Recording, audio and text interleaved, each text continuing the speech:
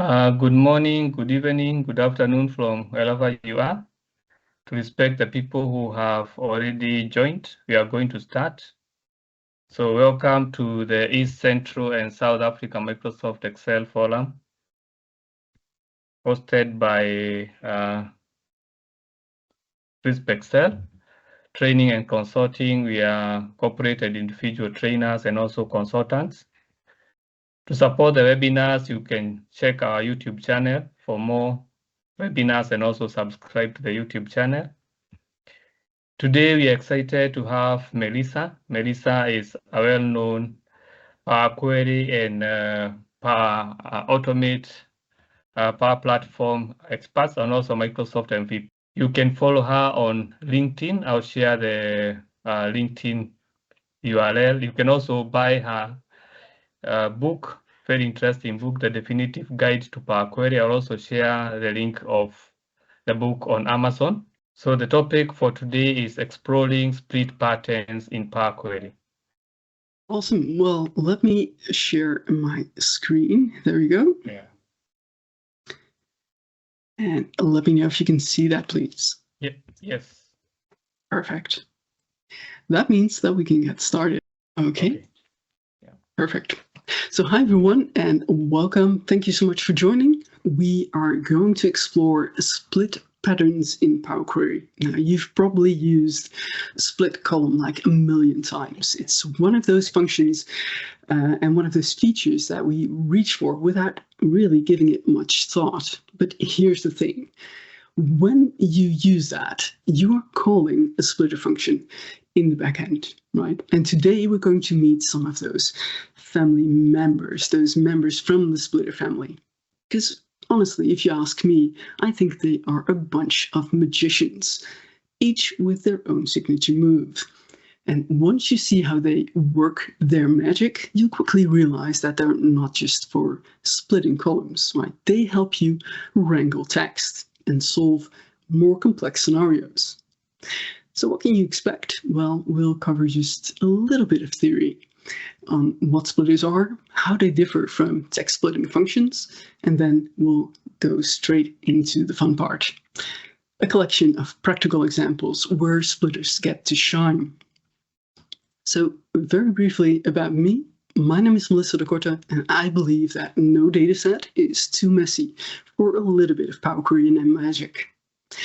I've been a part of the Power BI and Excel community for, well, let's say nearly a decade to share things that I've learned through webinars, forums, and other content that I've created. I'm a Microsoft MVP, community super user, and co-author of the Definitive Guide to Power Query M. So on the slide, there are 3 QR codes if you want to check that out. One for the book, one for LinkedIn, and one for my GitHub gist, where I share code samples. My goal, of course, is simple: to make data prep easier and, who knows, maybe just a little bit more fun. So let's quickly get the theory out of the way. Because I want to start with what splitters are and how they differ from regular text split functions, right? Because you might be familiar with text.split or text.splitAny. Those functions, of course, split strings, but they don't belong to the splitter family. They operate in a very, very straightforward manner, as I've depicted on the screen here. So let's say we have a function called text.split, right? And we can give that 2 argument values, an input and a delimiter. Those inputs will then be applied and generate a list of values. Now, when this input and delimiter is provided, it will generate a list with 3 values that you can see down at the bottom. Splitter functions, on the other hand, they operate in quite a different manner, because splitters only accept instructions on how or where to split a string. So here we have a splitter, right? And it only accepts the instructions, for example, a delimiter, as you can see here. Now, when that splitter is invoked, it generates a function, and that function is called a closure. It remembers the arguments that were passed to its parent expression. And when you invoke this function, then a list is generated, as you can see right here. All right. So are there any questions on the theory as we've covered it right now? You can unmute yourself or you can type in the chats. I'll observe the chats for you, Melissa. I think you can continue.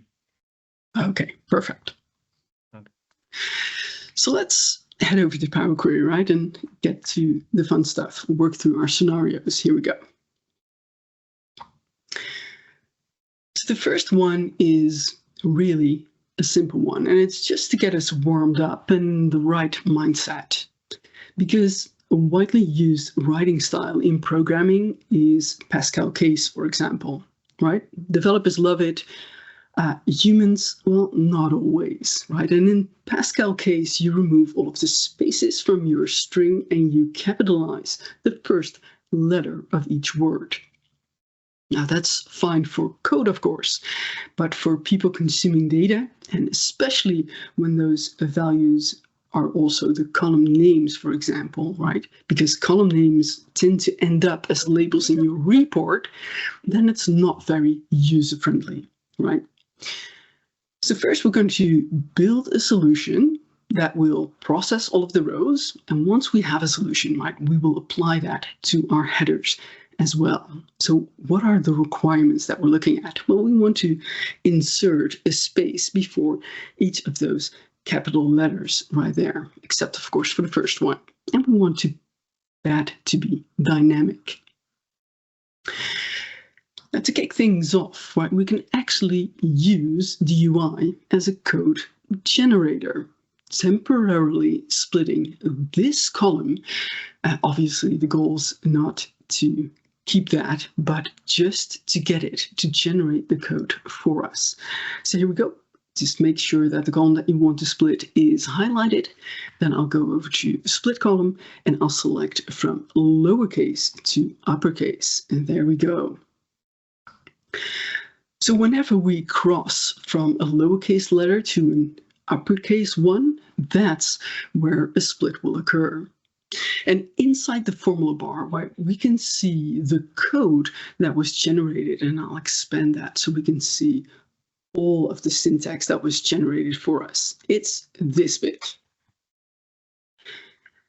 Because when we pressed that button, right, the function was pre-populated for us. We didn't have to provide any additional information.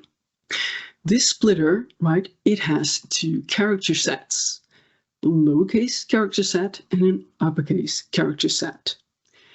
And when both of these conditions are met, a before and an after, then the split will occur. So from the theory, right, we now know that this configured splitter returns a function that, when invoked, will return a list with text values. I'm going to copy the code from the formula bar, so I'll just press Ctrl+C on my keyboard, and then I'll remove this step because we don't really need it. Let's condense that. All right. So let's develop a solution, and I like to use a custom column to develop some syntax because it allows you to see the intermediate values that are returned, right? So I'll hit that mini table icon in the top left corner and select Add a custom column. And inside the dialog box here, I can paste back that syntax that was generated by the UI. Now, to invoke a function, we all know that you add a set of parentheses and you put a value in there. So let's do that. We'll enter parentheses and I'll double click the column name from the available column sections on the right-hand side. So I've just inserted the Pascal case column. All right, so let's hit OK and see what we get. So this now returns a list and no longer a function. And when I click off to the side, down below in the preview, we can see all of the values. So it really did an awesome job in splitting all of those strings. Perfect.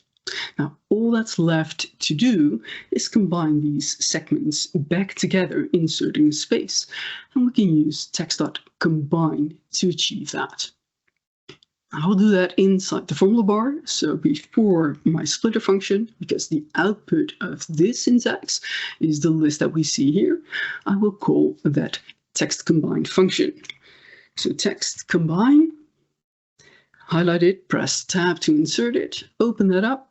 It says text as a list. Now that's exactly the output that we have here, comma, and separator as text. So we need to insert a single space character between each of those words. And there we go. Perfect. So I guess we're not surprised that this is quite easy to fix, right? And now these strings are much more human readable. But what happens if some of your strings contain accents? Let's find out, because I have a source to table as well. So let me call that. So the first reference here is the table. I'm going to switch to my different source, hit OK, and I get 2 additional strings in my data set, and I borrow those from my German neighbors. These have accents, right? And as a result, their string wasn't split. So why is that? Well, it's because the character sets, the instructions that we provided, don't include any uppercase letters that contain accents. Now, of course, we could expand that set, adding more characters to it, but maybe there's a better way to resolve that. Instead of that, we will create a helper function, right? And that helper function is only intended to answer the question, is that character uppercase or is that character lowercase? So I've created a space to design that function. So I will select is upper. That will be the name of the function that I'm going to create. And I'm going to assign that a value right now. So I've entered the equal sign, and now I can develop some logic. As I said, I'm going to design a helper function.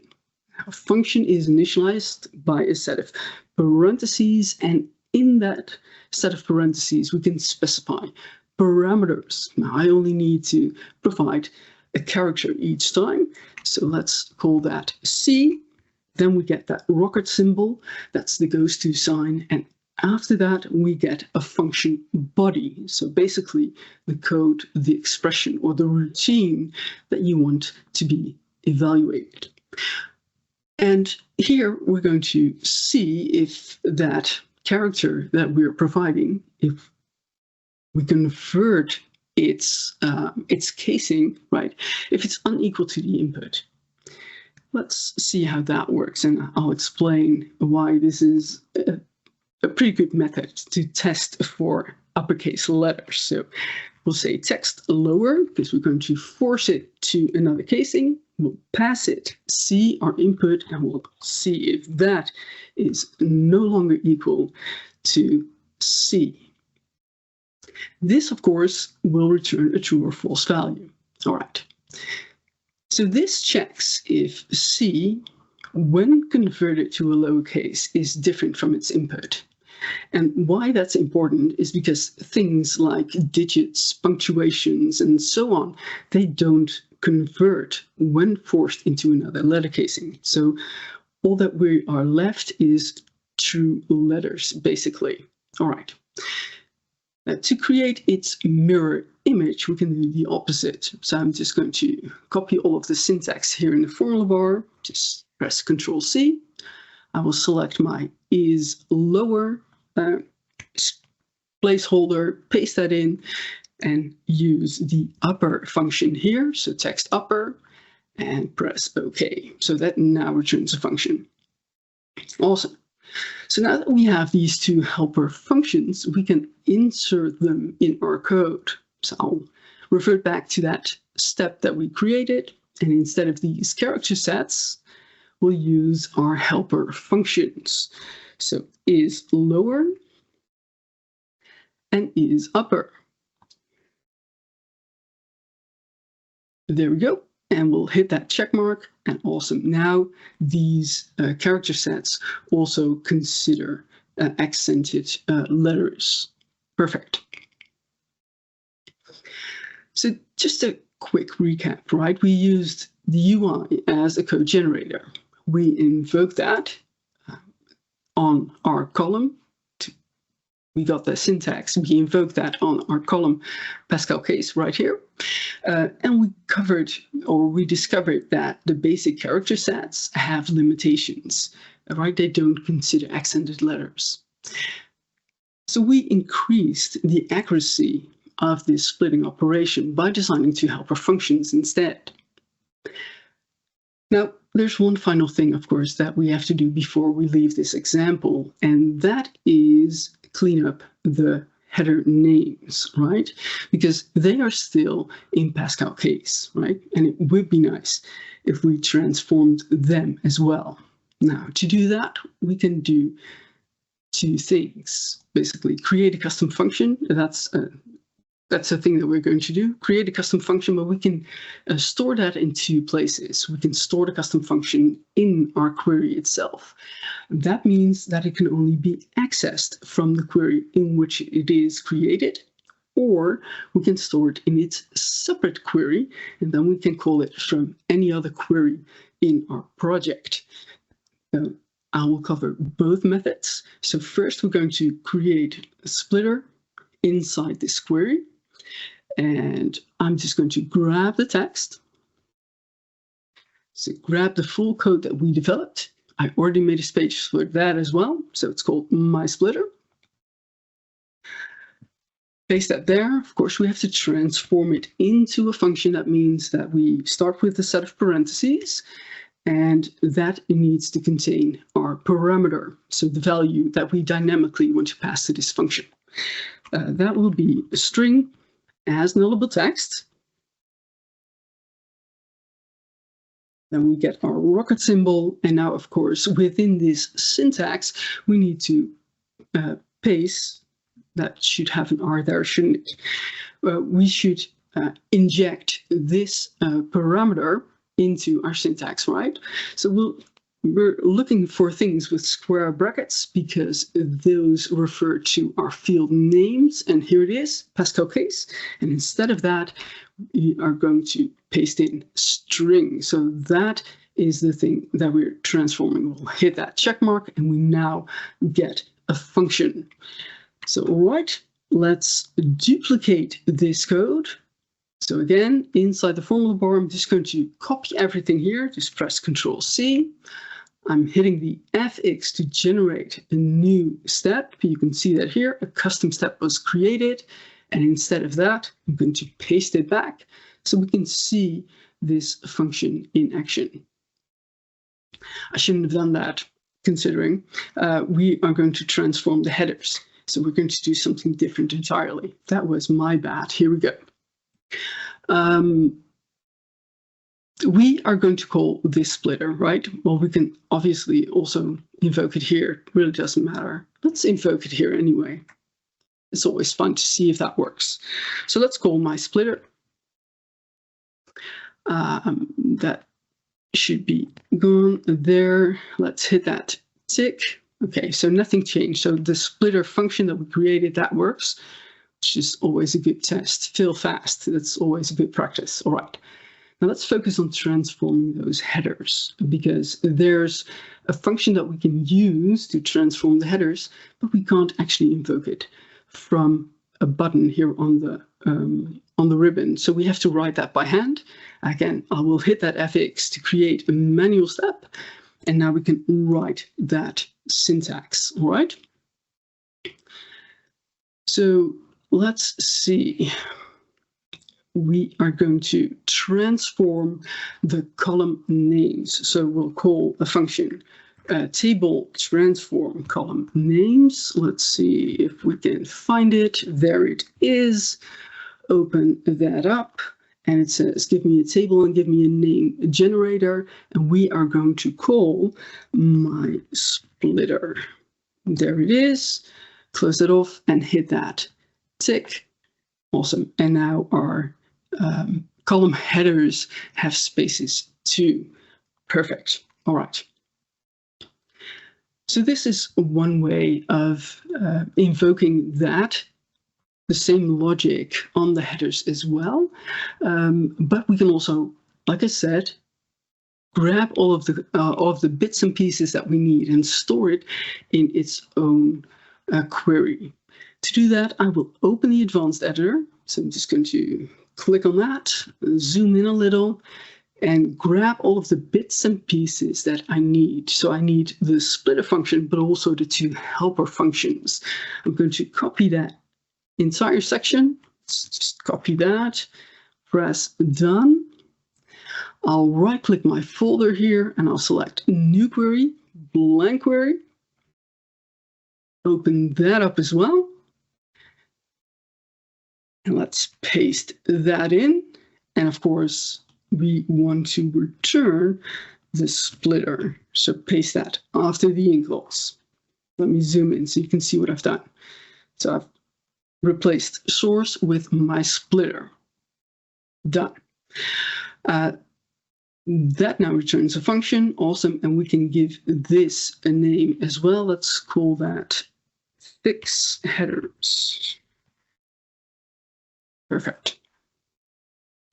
And now we can test if this works as well. So step back to our example.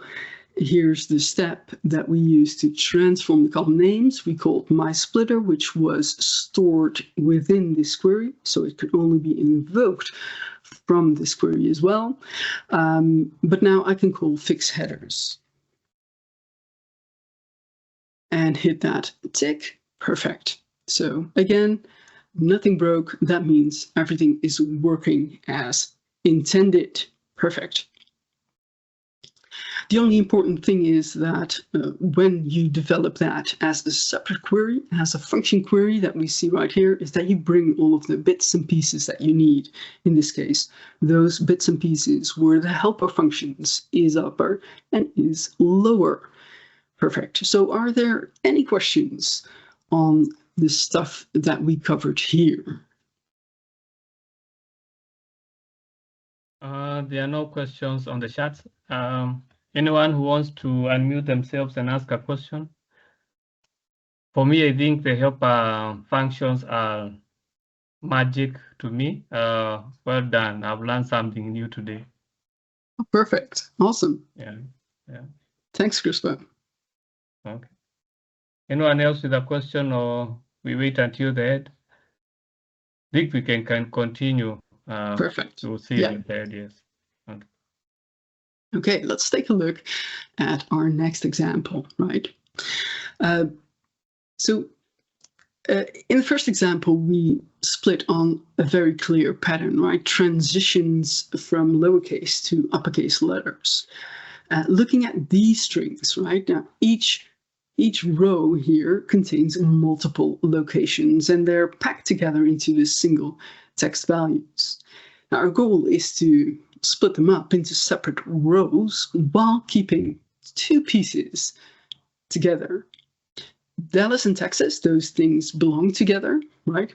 And they should stay together. And then Albany and New York, that should stick together and go to a new row as well.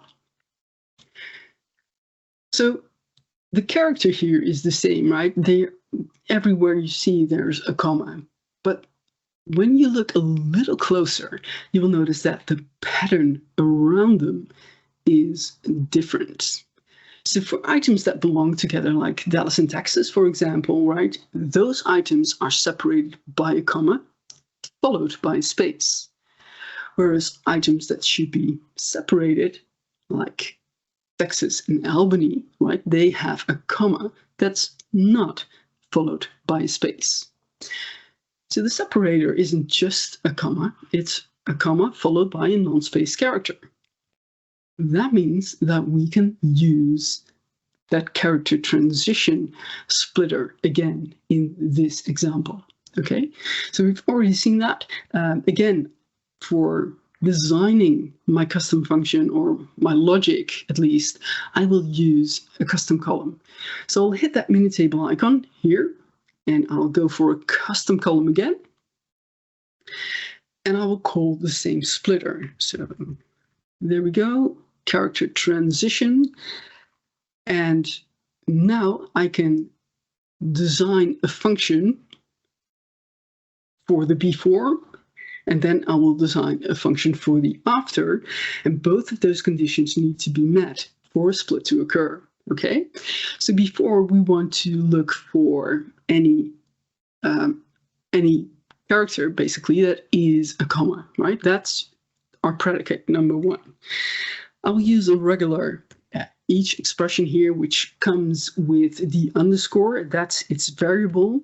So each underscore equals comma. That's the before part that we're looking for. And then for the after, we want that to be a non-space character. So again, each, we're writing a function called the underscore, that is its variable, and that should be unequal to a space character in this case. Here we go, close that off. So we just developed our splitter function. We've given it the instructions that it needs for a split to occur, and now we can invoke it on column 2 in another set of parentheses. So adding a parentheses there, just double-clicking column 2 to insert that into the code, close that off, and hit OK. And let's take a look if that worked. Awesome. So we split the strings, but some of those have a trailing comma at the end. It's not looking very nice, is it? So we should probably get rid of that. Now, to transform items in a list, we can use the list.transform function, which just basically allows us to perform an operation on all of the elements within that list. Here we go. Let's take a look, and we'll do that inside the formula bar. So we're going to call list transform, bring that in. So it wants a list and then a transform as function. So here we go. We'll call the each expression again that takes the underscore as its variable, and that underscore, it basically is the representation of each of the elements of the list that we are bringing in and we are processing. Now, the thing that we want to do is trim the end. So the final comma, the final character, we want to trim that. So text trim end. Let's look for that. Our text is represented by the underscore. That's each of the elements from the list that we are bringing in. And the thing that we want to trim from the end is a comma. Let's close that function off. Let's see if I have all of the parentheses. I do. Hit OK. Let's take another look. Perfect. So all of those trailing commas are gone. Awesome. The final step, of course, would be to expand this to new rows, and you would be done. Perfect. So any questions on this, Crispo? No question on the chats. Amazing stuff. Amazing stuff. Perfect. Yeah.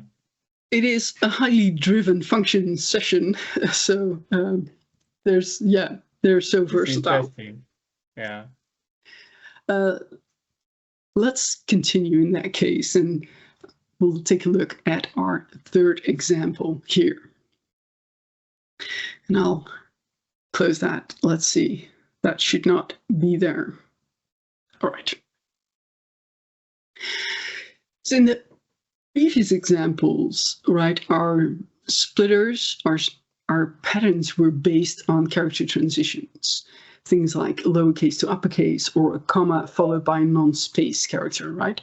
And now we're going to do something a little bit different, because our task now is to extract the city name from these addresses to match the result that's in the expected column right here. Now, your first instinct might be to split that address column by a comma, but if you look a little closer, right, you will notice that there is a misalignment, so that won't really bring you closer to a solution. So that approach is out. Time to focus on the key question again. Is there a pattern that we can leverage? And here's what I am seeing, right? So all of those cities are preceded by a 5-digit postal code. Of course, we have to be a little bit careful because a house number, that can also be 5 digits in length. But other than that, the postal code is always the final 5-digit sequence that we encounter. And the city name ends where a comma is added, right? So the section that we are interested in, we can define that by 2 delimiters, if you will. A dynamic one, that 5-digit postal code, and of course a static one, that comma that follows the city name. So let's see if we can work with that. And I've created a helper function called getDigitSequence. I've created that already because I was afraid we were going to run out of time. But I'll talk you through it. So it's going to be okay. Its name is getDigitSequence. That's the name of the function. That function can only be called from inside this query because we've developed it within the query. That's basically the rule. And this function takes 2 parameters. Text as nullable text. So that means that if we encounter a null, that's perfectly fine. The function won't fall over. And an optional occurrence, because we want to get the last 5-digit sequence from the string. And here we see a let expression within the function body. So a let expression always starts with a let clause, and it ends with an in clause, and in between there are variable names with expressions assigned to them, and whatever follows the in clause, that is the result of your let expression. That's basically how let expressions are designed. So the first thing we are going to do is we're going to grab the text that we're provided, and we're going to see if that text is a null using the coalesce operator. That's a double question sign. So when the value to the left, that txt, the argument for text, so to say, if that is a null, then the coalesce operator will take whatever is to its right. In this case, that is an empty text string. So this is a very basic and easy method to deal with null values. All right. Then we are using that input because that's the value that we're now picking up and processing. We're going to split that input on any character that remains after we've removed all of the digits from it. That might sound a bit difficult, but it's really easy. We're taking whatever input was, extracting all of the digits, and whatever character remains, we're going to use that as a splitter, because as a result, that means that all the things that remain afterwards can only be digits. So we get a list with digits or blanks or nulls or whatever, and from that list, we can select only those items with a length that meet our postal code, which is 5 characters. Then we're going to do something that's really fun. We are going to create a list with 3 possible outcomes. Because a function can only generate ever 1 outcome, but we can generate 3 outcomes and choose a value as we need it. So in this list, there are 3 items. We're extracting the first item from the digits list. As second value, the last item from the digit list, or we can ask for the entire list with digits, right? And we're extracting a single value from that list by applying what's called as item access. That's referring to a zero-based index position of the item within the list. So that's why that another set of curly brackets is here. And we're using occurrence to ask for an item from that list. Of course, if occurrence isn't specified, again, we're using the coalesce operator here. We're providing it a null, meaning we're extracting the first 5-digit sequence from the list of digits. That was a lot of text, but hopefully that is clear. Here we go. Let's see if that works, right? Again, we're going to develop our code in a custom column so we can see all of the intermediate steps. So add a custom column. And here we're going to call our get digit sequence.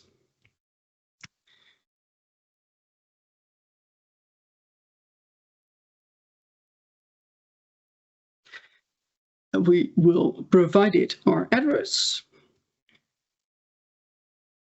And of course, if we submit it like this, it will get the first item, and we are interested in extracting the final occurrence of a 5-digit sequence. That means we have to provide an occurrence as well, and we can just use one of the enumerators, right? So occurrence last. Hit OK. And let's see if that worked. So we're getting the last one here. Perfect. Awesome. So that means that we have one of the components that we need to extract that city from these addresses, right? So now the question becomes, which splitter would best suit this task? And I think that text split by each delimiter is the most suitable one, because it takes the delimiter order and the delimiter number into account, right? So that means if we provide it 2 delimiters, it will never generate a list with more than 3 elements. All right, so let's take a look at how that would work. I'm going to develop it here inside the formula bar. So we will call that splitter by each delimiter. Open that up, and it says, give me delimiters as a list. So the entire function expression here, I'm going to wrap that with a list operator. So that's now items in a list. Perfect. And for the second delimiter, right, we want to provide it that comma that was at the end of a city name. So the first item, that is our postal code. That's the first splitter. And the second splitter, that is the comma that is after, that comes after the city name, right? Those are the 2 delimiters that we're providing. If we look carefully, though, that will get us the city name and a space, because there is always a space between that postal code and the place name. So we can just append a space here to get rid of it in one single go. It doesn't matter. You can trim your results as well, but you can also do this and get rid of it in a single go. So let's see, there's one more thing that we need to do, because this only generates a function, as we now know. We have to invoke this on the address column by adding a set of parentheses and by calling the address field. Hit that tick, there we go, and now we get a list of values. Let's peek inside. Awesome. And we see that lists with 3 items have been generated because we have specified 2 delimiters.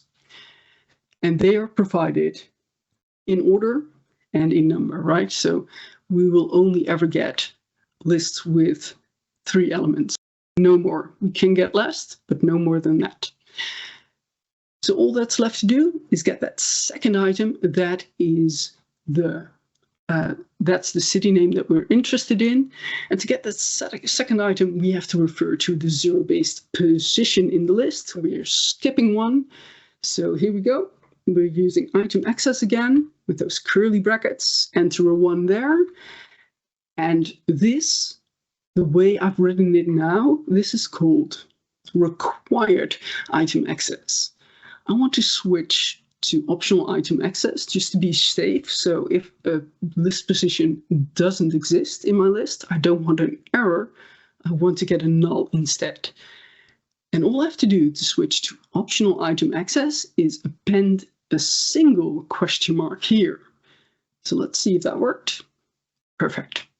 So we're matching all of the expected values here. Awesome.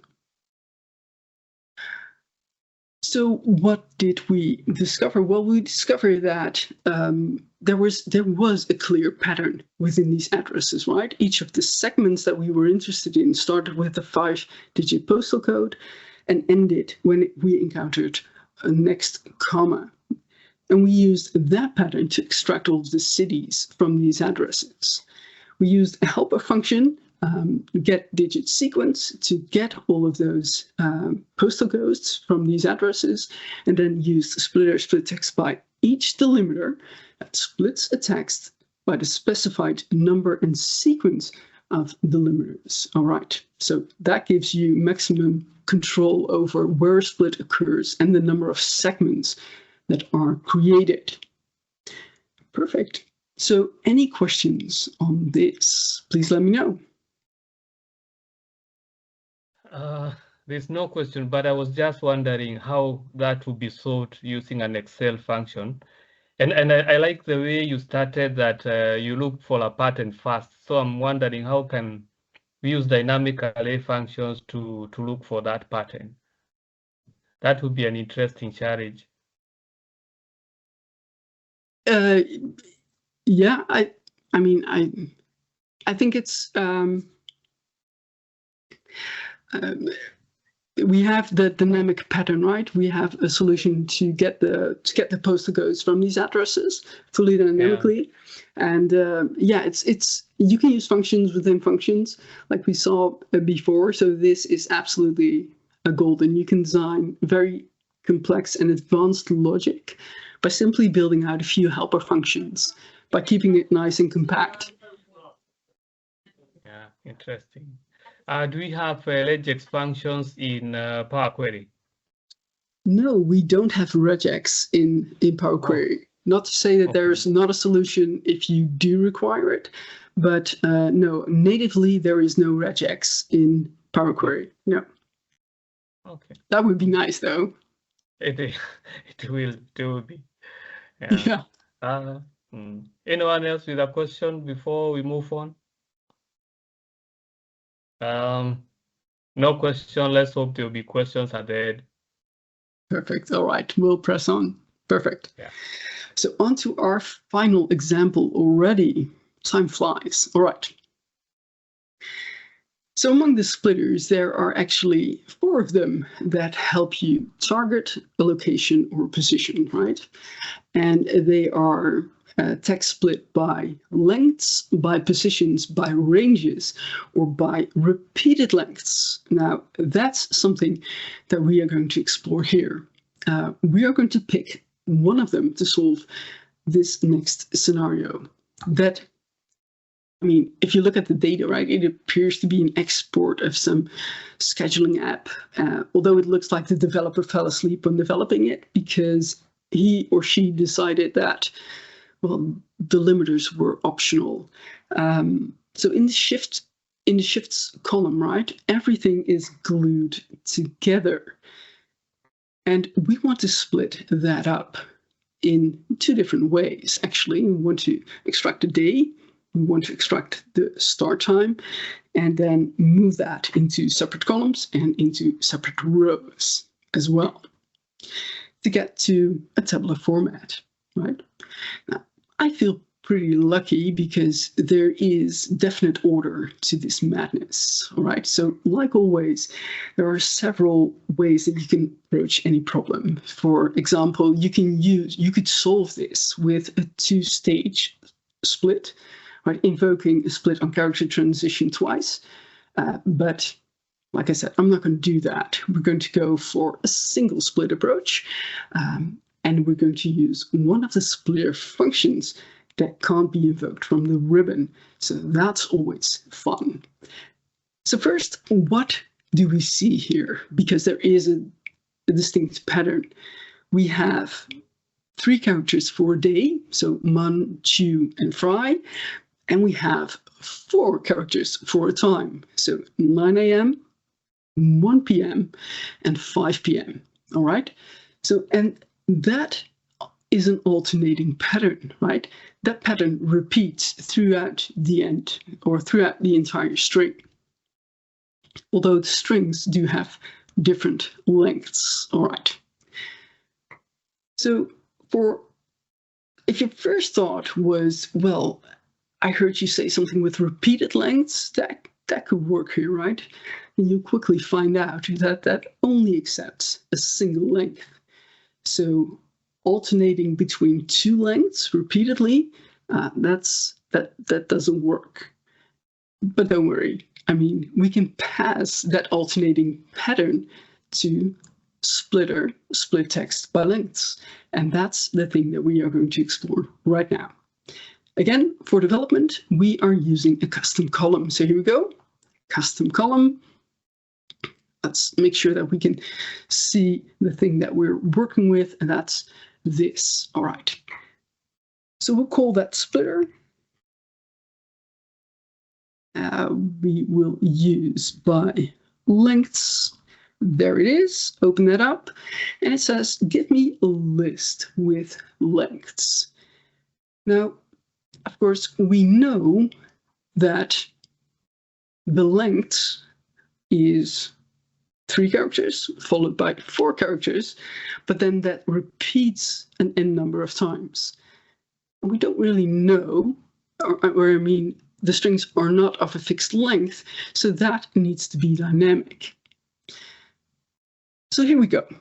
We can create our base list and repeat that using list.repeat. Here's how that works. So list repeat, that's the helper function that we're going to use. We're going to create our base list. Again, lists are initialized with those curly brackets.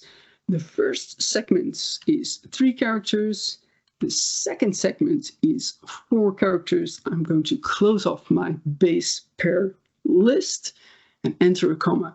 Now it says, give me a count. So how many times do you want to repeat this base list? Well, the entire length of a single shift is 3 plus 4 is 7 characters long. So we can use that. I'll call a function integer divide. So number integer divide. Open that up, right? And now we want to get the text length from the shifts column. So text length. Bring in our shifts column, just double clicking that, closing that off, comma, and now it wants the number to divide that by 7 characters, close that off, close list repeat off, and close off our splitter. So this, the instructions for this splitter are now as follows. Take the entire length, determine how many sets of characters there are, repeat my base list by that number of sets, and then use that. And we can invoke this, of course, on the shifts column, calling it from another set of parentheses. So there we go. Hit OK. And now we get a list and we get an error. Why do we get an error? Because we have a null value there. And text length, that expects a value to be present. So let's open that up. So here we can use the coalesce operator again and provide it an empty text string. So again, if shift is null, then it will look to the right and it will use that empty text string there. Let's see if that resolves this issue that we see here on the screen. There we go. Perfect. Awesome. So we now have a single flat list with day and time chunks. How do we process this to create two separate columns, right? I think we can turn this into a table because it is a very distinct pattern. Of course, we have alternating items. So let's explore how we can create that, how we can extract all of the column values for both of the columns that we want to generate. And we can use a function called list_alternate to help us do that. So here's how that works. We'll wrap that around it. So list_alternate.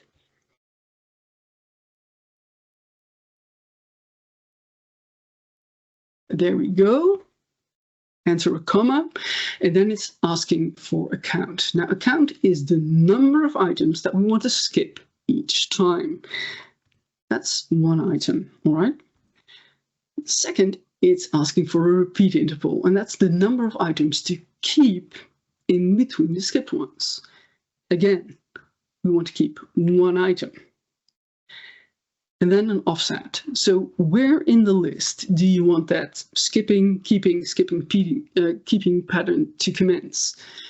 Let's have that begin at position 1. All right. Let's take a look and see what happens if we confirm this. Let's click on the white space again, and we get all of the day sequences. Now, if we omit that starting position 1 and commence from the top of the list instead of the second item, we get this, right? Because we start by skipping, keeping, skipping, keeping. So then we land on all of those starting times. So that means that we found a way to distill the column values for our table. Let's turn this into a custom function, okay? So I'm just going to copy all of the logic here.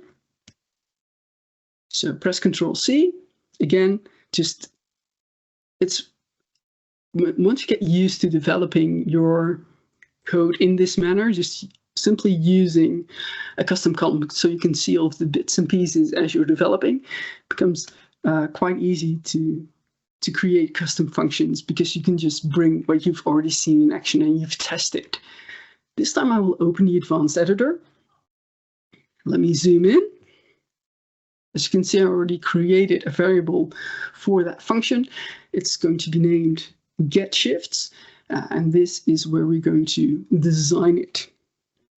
So that we're going to build a function that needs a set of arguments. So we start with a set of parentheses, so we can define our parameter there. Let's call that string again. So string as nullable text. That will be our input to our function.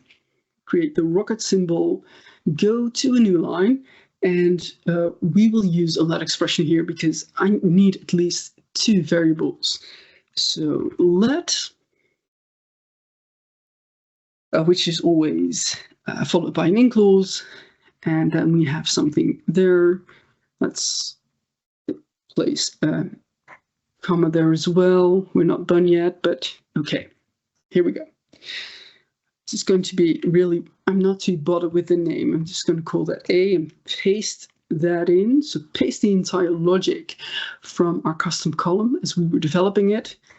I don't need that list alternating part. That's this bit. And I want to pass string into this code. So again, I'm going to look up everything with square brackets because those are my field references.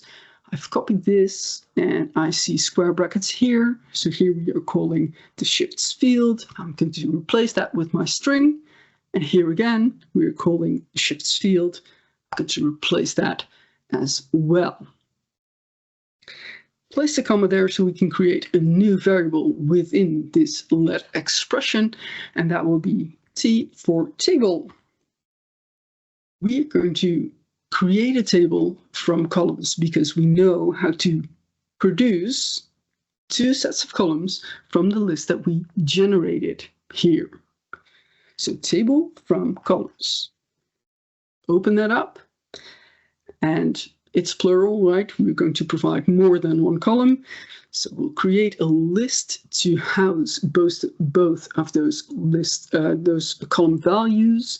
And here we are going to call our function list alternate. So list alternate.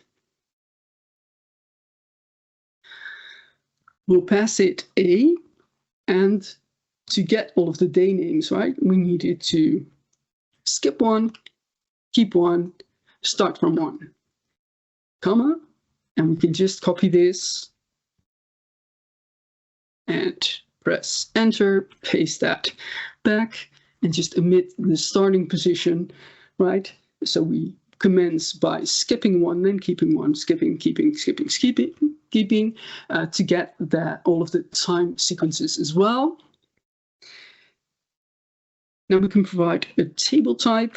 You don't have to do this, but it's a way to name your columns and also provide it the type of the column that you're expecting. So you're ascribing column types as well. So that's done as follows: type table. And then as a record expression, we can name our fields, ascribe it a type, comma, name a field, ascribe a type. So the first column that would contain all of the days, so day, and that is a text. And then we have the start time. That is a text as well. All right, let's see.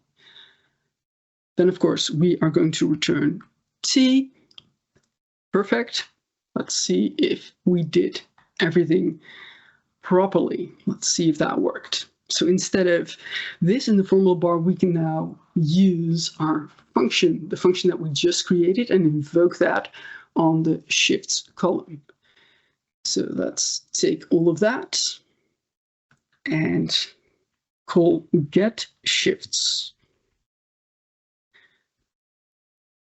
I don't need that last part, so we can get that out of the way and hit that tick, and we now get a table. Let's take a look. Perfect.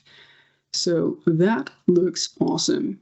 And all we have to do to get to that tabular format, of course, is expand this table. And of course, you could remove the shifts column then, right? It's easy. All right. So we developed a custom splitter function right now that dynamically cycles between two lengths. The first part of 3 characters, then the second part 4 characters, and so on, until it reaches the end of the shifts string. We used list.repeat and a splitter that splits by lengths, and converted the resulting flat list into a table using list alternate and table from columns. Right.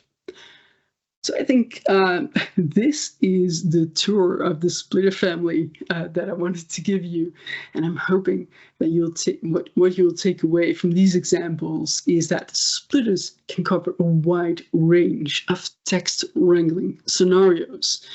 They operate on a pattern, not just a delimiter, right? And they return a function that, when invoked, returns a list of values. So that's all I have for you guys today. I hope you've enjoyed this. Thanks so much for your time. That was an eye-opener for me, and I think it's an eye-opener for everyone else. You can see the hard signs and the clubs and everything else. Wow, I think it will take me like 3 or 4 sessions to watch this, to repeat this for me to get it all in. Yeah. And there is so much here. I was also wondering how it can be done in Excel if somebody does not want to do it in Power Query. So I will steal some of your examples and I'll put them on my Sunday challenges and see how they can be done in Excel. But that was breathtaking. That's all I can say. Awesome. Yeah, there are so many ways to solve a solution, right? And you definitely don't have to solve every problem in Power Query, but it is a very versatile tool if you know how to use it. And I think text wrangling, it's one of those challenges, right? There's so many possibilities. So this is always fun. Yeah, true. Anyone else with a question or a comment to Melissa? Crowdy, Grady says awesome session. Alan says awesome session. Thank you, Melissa. Crowdy says fabulous session. Bajit says thank you, so informative. I think people are still digesting the whole thing that you have said. Maybe you get more questions on your LinkedIn, or do you mind sharing your email, or do I share your LinkedIn address for people to inbox you? Yeah, people can always reach me through LinkedIn. That's probably best. Just DM me there. Like I said to you at the beginning, Crispo, I'm happy to share this file with people who are here and enjoy that. So you can explore this on your own, give it your own, just try it yourself. There's some bonus materials in the file as well, because one of the splitters that I particularly love or have a fondness of is a splitter by Whitespace. That's this one. Let me see it. Let me get it up on the screen for you. That's split text by Whitespace, which is awesome if you want to replicate basically the Excel text trim function, because the trim function in Power Query only trims leading and trailing whitespace, not in between the characters, if there's excess spaces there.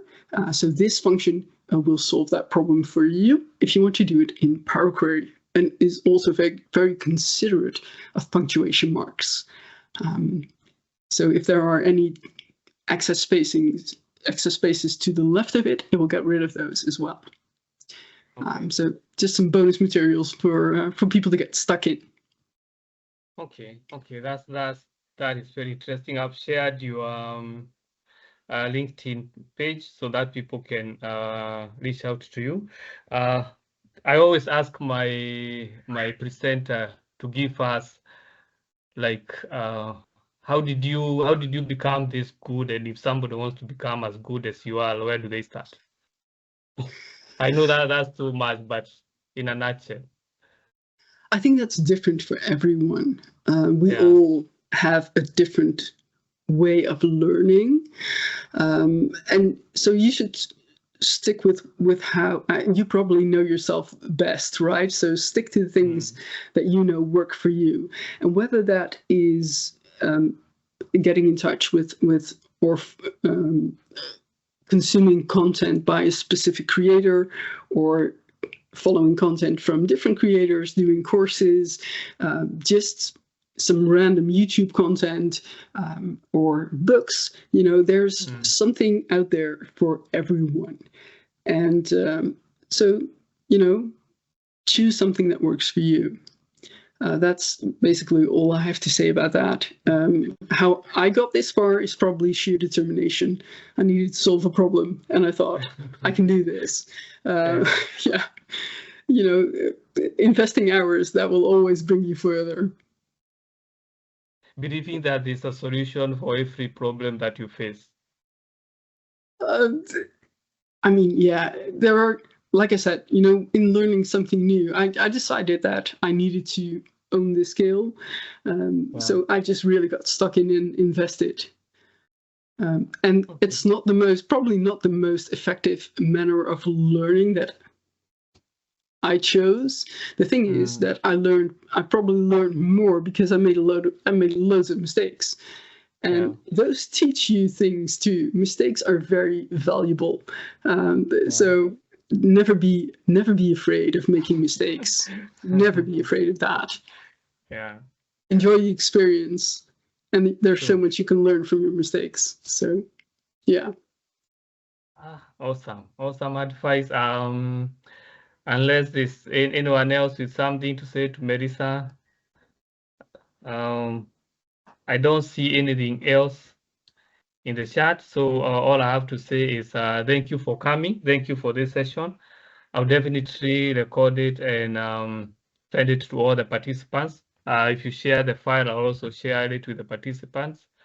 And hopefully next year you come and teach us more. I would love to be back. Thank you. Bye. Enjoy Thank you. your Bye-bye, holidays. everyone. Yes. Okay. Enjoy the holidays. Bye.